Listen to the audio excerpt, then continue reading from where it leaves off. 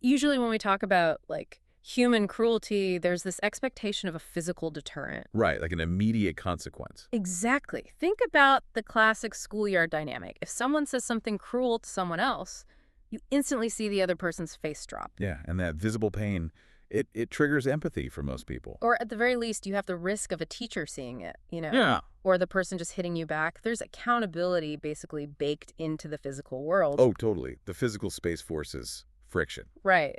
But when you step into the world of anonymous digital spaces, those natural breaks just vanish. They're completely gone. We're looking at a digital landscape that essentially strips away every single face-to-face deterrent. It leaves this dark corner where consequence-free cruelty isn't just possible, it's actually facilitated by the technology itself. It's a feature, not a bug in some way. Which brings us to today's topic. Today, we are doing a deep dive into a really unsettling report from the Fin and Grin movement. Yeah, they run the anti-bullying site, fgownyourpower.com. Right, and their latest article is called Anonymous Bullying Apps, How Secret Platforms Enable Cruelty. It's a heavy read, but a necessary one. Definitely. So our mission for you today is to really understand the hidden architecture of these apps, the profound psychological toll they take, and, the actionable strategies you need to navigate this stuff safely. Because it is a minefield out there. Okay, let's unpack this. To really grasp the threat, we have to look at the machinery driving it, right? Yeah, absolutely. You have to look at the ecosystem of these anonymous billing apps because it's highly adaptive. How so? Well, think back to maybe 10 years ago. Platforms like Ask.fm or Yik Yak gained massive notoriety. Oh, yeah, I remember those being huge controversies. Right, because their core feature anonymity just quickly devolved into pure harassment. Naturally. So some of those shut down, others tried to pivot, but the underlying concept never actually died. It just, shape-shifted into much more sophisticated delivery systems. Which really leads us to the specific threat vectors that the Fin and Grin piece outlines. Like the first one they mention is ephemeral messaging. The disappearing message? Exactly. App developers know that ephemeral data makes moderation mathematically impossible. Yeah. You can't moderate what doesn't exist anymore. Right. It gives the bully this massive structural advantage because there is zero paper trail. The evidence of the abuse just vanishes into the ether by design. And then you have the anonymous Q&A apps, which are pretty much dominating right now. Like which ones? The article points to apps like Telenym, YOLO, and Sendit. And what makes these incredibly potent is their integration strategy. They aren't standalone, right? Exactly. They aren't these separate destinations where you have to build an audience from scratch. Apps like Sendit integrate directly into platforms like Snapchat via APIs. Wow. Okay. Yeah, so they essentially parasitize an existing social graph.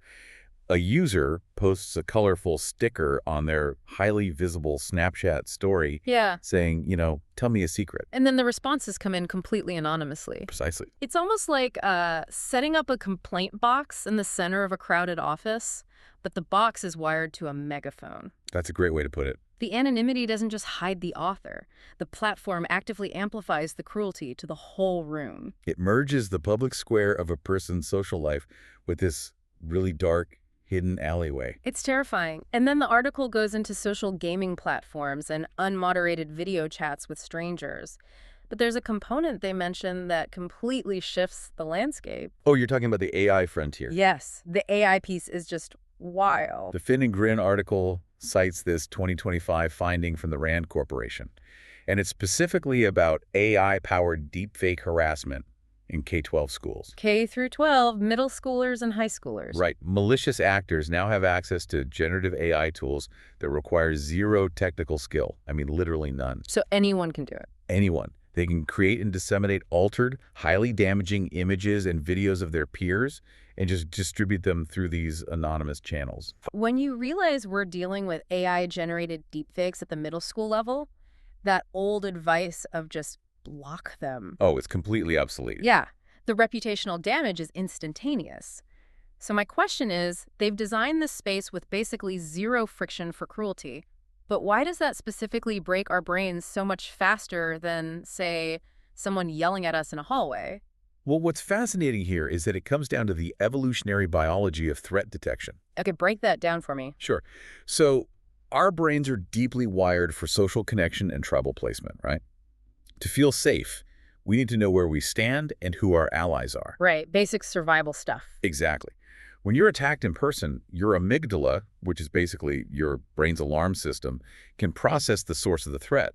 You know who the predator in the grass is. You can see the person yelling at you. Right. But when the abuse is anonymous, that alarm bell never turns off. The victim is pushed into this state of chronic hypervigilance. Because they can't pinpoint the threat. Exactly. They're left constantly scanning their environment, wondering if the threat is, their best friend or the person sitting next to them in math class or just a complete stranger. The Fin and Grin article actually features a quote from human resources and psychology expert Jennifer Langley that perfectly captures this. Oh, the one about uncertainty. Yeah. She notes that the uncertainty of who is targeting you can actually be more terrifying than the abuse itself because it systemically erodes trust and psychological safety. And that erosion of trust translates directly into the data. The Cyberbullying Research Center released numbers showing that victims of cyberbullying are 1.9 times more likely to attempt suicide compared to peers who haven't been victimized. 1.9 times. That is a staggering statistic. It really is. It highlights how devastating that constant uncertainty is. If it's this chronic state of hypervigilance, that really makes me think of complex PTSD. Yep, CPTSD. Because usually we associate CPTSD with a physically trapped environment, right? Like an abusive household or prisoner of war scenario where the trauma is repeated and inescapable over a long time. Exactly.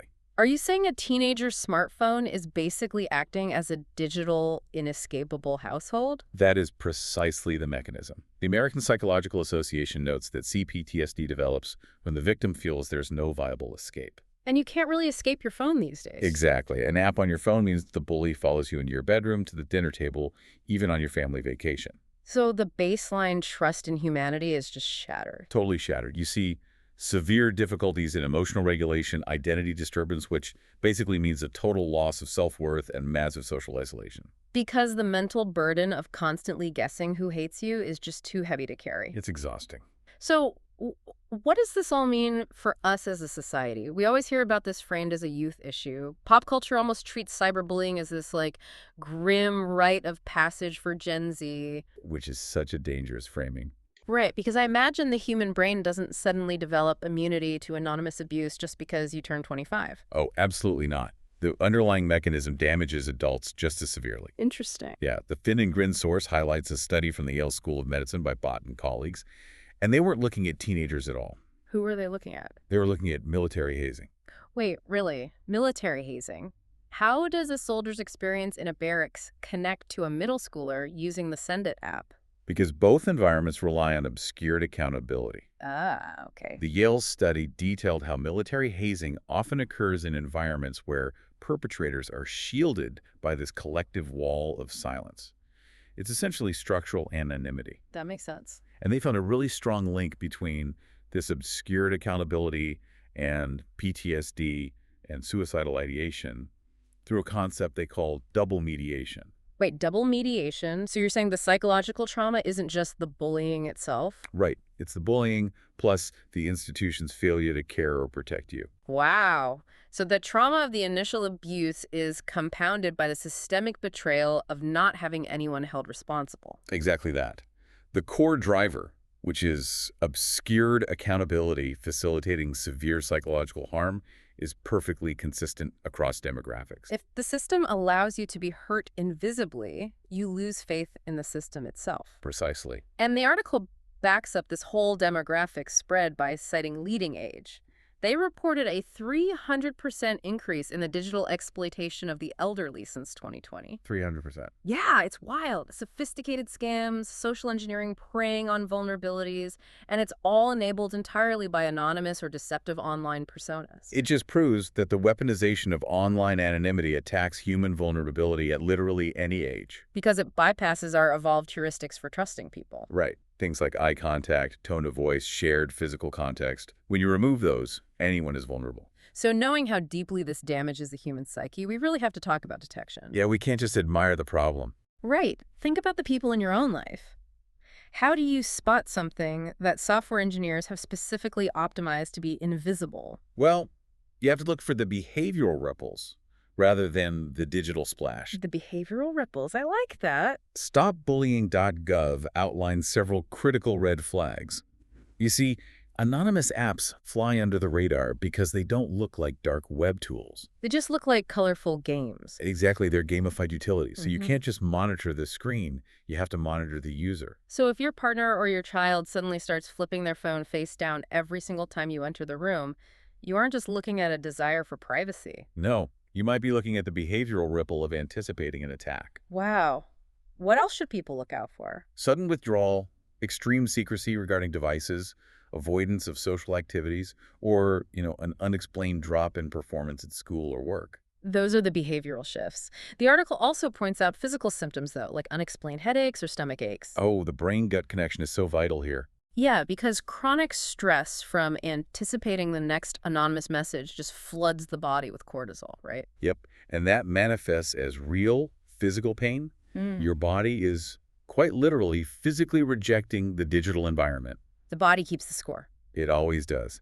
And obviously, any signs of self-harm, worthlessness, or suicidal ideation require immediate professional intervention. Of course. But the real friction comes when you try to actually do something about the digital environment itself. Yeah, that's where the frustration really hits. Let's say you spot the red flags. You find the app, you document the messages. The Fin and Grin article highlights this massive systemic wall you hit when you try to report it. You're suddenly fighting the platform's business model. Yeah, organizations like StopBullying.gov point out the grim reality of developer priorities. The developers of these apps prioritize user growth and frictionless engagement over robust safety features. Because identifying bad actors or requiring verified identities or removing content quickly that requires human moderation or really complex AI. And both of those add friction and cost a lot of money. Right. Friction hurts their engagement metrics, which hurts their ad revenue. Yeah. So the user is left trying to defend themselves in an arena economically incentivized to favor the aggressor. It's completely backward. And to understand the sheer scale of this platform failure, UNESCO data shows that 1 in 3 students globally have been bullied at least once in the past month. 1 in 3 globally. That's insane. It's a systemic, global failure of platform accountability. Tech companies are just profiting off architectures that facilitate cruelty at scale. Honestly, hearing that global statistic can make you feel entirely helpless. They can, yeah. But the final part of the Fin and Grin source is really laser-focused on empowerment, prevention, and building resilience, which is crucial. Right. Because if the platforms aren't going to protect us, we have to build the defense systems ourselves. Exactly. And that defense system starts with the physical environments we can actually control. Right, like our homes. Yeah, for parents and guardians. The foundational step is fostering open communication without the threat of immediate punishment. There is a quote from the article by healthcare professional Jason Langley that really distills this perfectly. He says, "A child feeling heard is the first step towards a child feeling helped." That's incredibly powerful. Because if a kid thinks that telling you they're being cyberbullied means you're going to instantly confiscate their phone, they will literally never tell you. Never. Because you aren't just removing the source of the bullying. To them, you are cutting off their entire social lifeline. So you have to establish that you are a safe harbor first. First and foremost. Then it involves selective monitoring based on maturity, setting clear boundaries, and having really frank discussions about the illusion of anonymity. The illusion of anonymity, because it's not actually untraceable, right? No, you have to teach them that anonymous on the front end doesn't mean untraceable on the back end, and that digital footprints, especially screenshots, live forever. We also have to actively reframe the concept of reporting. In a lot of peer groups, reporting abuse is branded as snitching. Right, which discourages victims from seeking help. We need to teach people that blocking, reporting, and screenshotting is actually self-protection. It's putting on your digital armor. I love that phrase, digital armor. And if we connect this to the bigger picture, zooming out to schools and workplaces, the data shows exactly what works systemically. Okay, what does the data say? Adler University published research demonstrating that fostering environments of psychological safety can reduce bullying by up to 40%. A 40% reduction just by changing the culture of the room. Just by changing the culture. But psychological safety isn't just a corporate buzzword for, like, being nice, right? What does it actually look like? No, it's a structural guarantee. What? It means individuals genuinely believe they will not be punished, humiliated, or ignored for speaking up with concerns or showing vulnerability. Okay, I see. When you build that into a school or an office, you essentially starve the bully of the silent complicity they completely rely on. Bullying thrives in a vacuum of intervention, That feeds directly into the long-term vision outlined by Finn and Grin, which is really about cultivating deep empathy and critical thinking. which are the ultimate antidotes. Right, we have to build self-esteem offline so people don't rely entirely on digital validation. Exactly. If you have critical thinking skills, you can look at a manipulative, anonymous message and recognize the mechanics behind it. You see it as a projection of the bully's insecurity, facilitated by a predatory app design, rather than this, fundamental truth about yourself. It reframes the whole attack. It also requires teaching upstander behavior. Upstander, meaning the opposite of bystander. Yes, in digital spaces, the bystander effect is incredibly magnified because everyone assumes someone else is handling it. Oh, because it's so public, they figure another user already reported it. Exactly. Yeah. Teaching people to actively speak up when they see harassment online changes the dynamic entirely. It reintroduces that missing social friction back into the digital ecosystem. You essentially force accountability back into a space that was designed to avoid it. Perfectly said. We have covered a massive amount of ground today. We really have. Let's do a quick recap. We started by decoding the mechanics of anonymity, looking at how API integrations in apps like Send It or the terrifying ease of AI deepfakes weaponize secrecy for engagement. The architecture of cruelty. Yes. And then we explored the devastating neuroscience behind the 1.9 times increased risk of suicide and the reality of complex PTSD. And we noted how the institution's failure to intervene creates that double trauma. Right, the double mediation. And finally, we looked at how to fight back by monitoring those behavioral ripples and fostering psychological safety to drastically reduce bullying. It is an undeniably complex landscape. But the core vulnerability these apps exploit is our fundamental need for human connection. Because we're tribal creatures. Right. And so our strongest defense is simply reinforcing healthy, supportive human connection in the physical world. I want to leave you with one final thought from the article from Jennifer Langley. She says, "Your power against bullying resides in your knowledge, your voice, and your belief in a better way."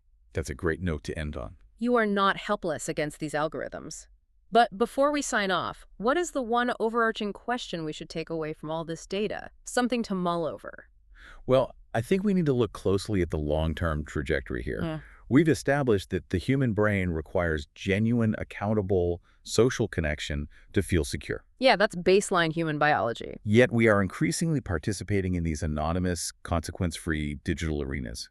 So my question is, if interaction without accountability becomes the default mode of communication for a developing mind, how will this generation ultimately redefine what the word community even means? Wow, a vital question for all of us to consider. If you or someone you know is experiencing bullying or mental health challenges, please remember you are not alone. In the U.S., you can call or text the Suicide and Crisis Lifeline at 988, which is available 24/7. Thank you for joining us for this deep dive. Keep questioning, keep learning, and look out for each other.